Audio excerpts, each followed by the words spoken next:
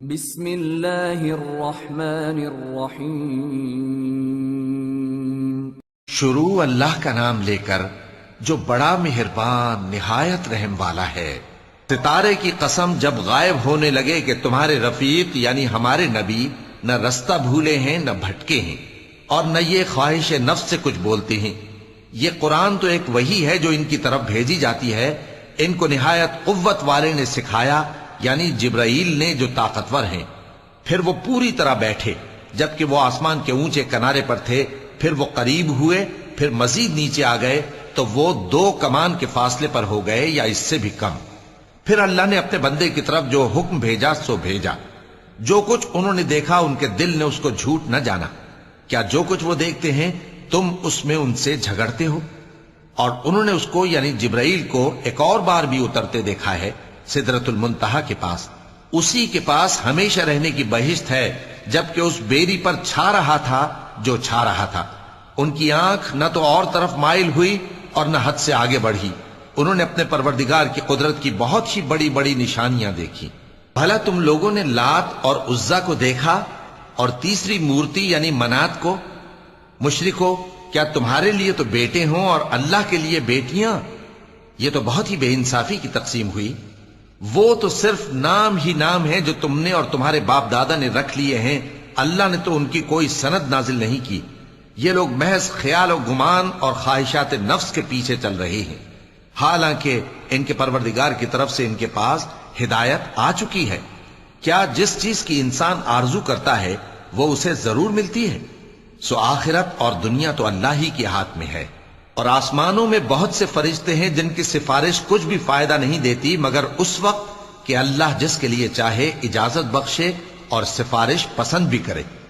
جو لوگ آخرت پر ایمان نہیں لاتے وہ فرشتوں کو لڑکیوں کے نام سے موسوم کرتے ہیں، حالانکہ ان کو اس کی کچھ خبر نہیں۔ وہ صرف خیال و گمان پر چلتے ہیں، جبکہ خیال و گمان حق کے مقابلے میں کچھ کام نہیں آتا۔ تو جو ہماری یاد سے روگردانی کرے اور صرف دنیا ہی کی زندگی کا خواہاں ہو، اس سے تم بھی منہ پھیر لو۔ ان کے علم کی یہی انتہا ہے۔ تمہارا پروردگار اس کو بھی خوب جانتا ہے جو اس کے رستے سے بھٹک گیا، اور اس سے بھی خوب واقف ہے جو رستے پر چلا۔ اور جو کچھ آسمانوں میں ہے اور جو کچھ زمین میں ہے سب اللہ ہی کا ہے، اور اس نے خلقت کو اس لیے پیدا کیا ہے کہ جن لوگوں نے برے کام کیے ان کو ان کے اعمال کا بدلہ دے، اور جنہوں نے نیکیاں کی ان کو نیک بدلہ دے۔ جو صغیرہ گناہوں کے سوا بڑے بڑے گناہوں اور بے حیائی کی باتوں سے اجتناب کرتے ہیں، بے شک تمہارا پروردگار بڑی بخشش والا ہے۔ وہ تم کو خوب جانتا ہے۔ جب اس نے تم کو مٹی سے پیدا کیا اور جب تم اپنی ماؤں کے پیٹ میں بچے تھے تو اپنے آپ کو پاک صاف نہ جتاؤ۔ جو پرہیزگار ہے وہ اس سے خوب واقف ہے۔ بھلا تم نے اس شخص کو دیکھا جس نے منہ پھیر لیا اور تھوڑا سا دیا پھر ہاتھ روک لیا؟ کیا اس کے پاس غیب کا علم ہے کہ وہ اسے دیکھ رہا ہے؟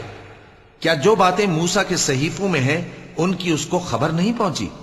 اور ابراہیم کے صحیفوں کی جنہوں نے حق اطاعت اور رسالت پورا کیا، وہ یہ کہ کوئی شخص دوسرے کے گناہ کا بوجھ نہیں اٹھائے گا، اور یہ کہ انسان کو وہی ملتا ہے جس کے لیے وہ محنت کرتا ہے، اور یہ کہ اس کی محنت کا جائزہ لیا جائے گا، پھر اس کو اس کا پورا پورا بدلہ دیا جائے گا، اور یہ کہ تمہارے پروردگار ہی کے پاس پہنچنا ہے، اور یہ کہ وہی دونوں جوڑے یعنی نر اور مادہ پیدا کرتا ہے یعنی نطفے سے جو رحم میں ڈالا جاتا ہے، اور یہ کہ قیامت کو دوبارہ اٹھانا اسی کا ذمہ ہے، اور یہ کہ وہی دولت مند بناتا اور وہی مفلس کرتا ہے، اور یہ کہ وہی شیرا نامی تارے کا بھی مالک ہے، اور یہ کہ اسی نے عاد اول کو ہلاک کر ڈالا اور سمود کو بھی، غرض کسی کو باقی نہ چھوڑا، اور ان سے پہلے قوم نوح کو بھی۔